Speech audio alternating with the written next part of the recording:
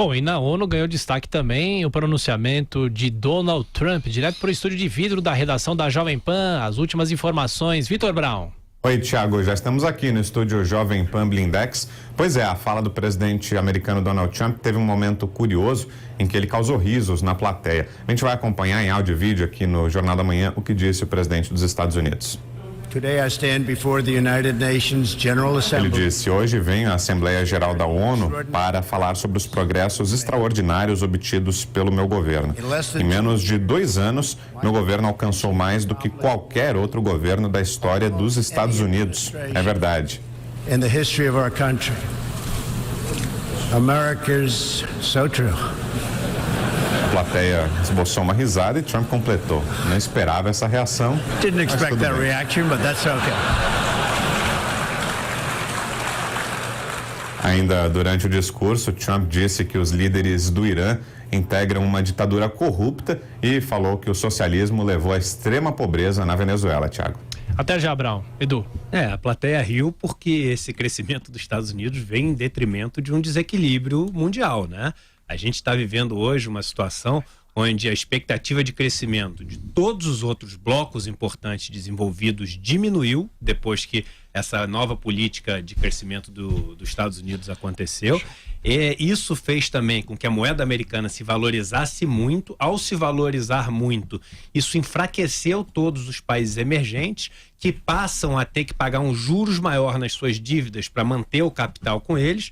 Com isso, o crédito desses países é posto em xeque e o mundo inteiro passa a viver aquelas crises, né? Pelo menos o começo dela, que a gente já viveu em 97 com a Ásia, 98 com a Rússia, 99 fomos nós aqui no Brasil, 94 foi o México. O que não falta são exemplos de crises que vêm para coroar um desequilíbrio no mundo e trazer de novo o mundo para aquele compasso onde todo mundo funciona como uma engrenagem, né? Então essa risada é uma crítica a esse crescimento dos Estados Unidos atual, que veio em função desse desequilíbrio mundial. E será que o presidente Michel Temer acredita que vai ter aprovação de reforma da Previdência nesse ano, professor Vila? É mais fácil acreditar que o time da Pompeia tem mundial, né?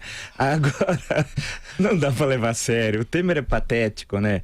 Porque vocês sabem que, de acordo com a nossa Constituição, quando há intervenção federal, não pode tramitar a proposta de emenda constitucional. Está na Constituição. Portanto, teria de suspender a intervenção para o devido trâmite de emenda constitucional, se aprovada ou rejeitada, tal. O governo, evidentemente, lutaria pela sua aprovação.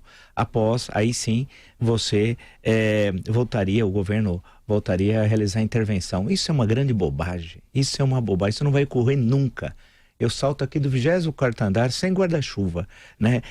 Aquelas coisas óbvias que a gente sabe que não vai ocorrer, né? E por quê? Primeiro, enfraquece a própria intervenção federal já existente, que o governo fez errado, de acordo com os que determina a Constituição brasileira, artigos 32, 33, 34, vocês podem acessar e lê-los, né?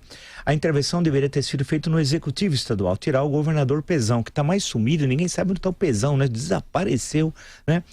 Porque os 3 poderes no Rio estão corrompidos, os 3. E a partir dali, sim, em uma intervenção de anos, não é terminar dia 31 de dezembro, que não vai resolver absolutamente nada. Mas o presidente Temer não é um homem de coragem, de pulso firme, porque, inclusive, volto a dizer, diferentemente do que dizia Fernando Ferrari na campanha de 1960, ele não tem as mãos limpas, né? Ou fazendo o oposto do que dizia na célebre campanha de 60, até então a mais importante da história do Brasil naquele período. Mas voltando à questão contemporânea, a questão é que isso daí é tarefa do novo governo, que vai ser eleito a 28 de outubro, e do novo Congresso, que toma posse no início de fevereiro, né? Essa que é a grande questão. E o que se fica, concluindo, o que fica é o que vai fazer com o Rio de Janeiro. A intervenção federal termina 31 de dezembro, e seus resultados são pífios. Pífios não por culpa da ação do Exército, longe disso. Pífios os resultados porque não foram dadas as condições necessárias para uma efetiva intervenção federal. Só resolverá o Rio de Janeiro, e como exemplo, do macro problema, mas é o micro, é o Rio de Janeiro, com o cerco e aniquilamento das favelas controladas pelo tráfico. Quando eu falo das favelas, evidentemente, não são dos moradores, mas dos traficantes e dos milicianos. É essa a questão que se coloca. Isso demora anos. Após fazer o cerco e aniquilamento, precisa ter a presença permanente durante anos das Forças Armadas. E aí sim você vai ter a presença do Estado, via postos de saúde, escola, etc, etc, postos policiais e assim por diante. Quando voltar a ter a autoridade do Estado sobre todo o território, as Forças Armadas se retiram do Rio de Janeiro. E esse problema tem de outras cidades, mas o Rio é o mais patente.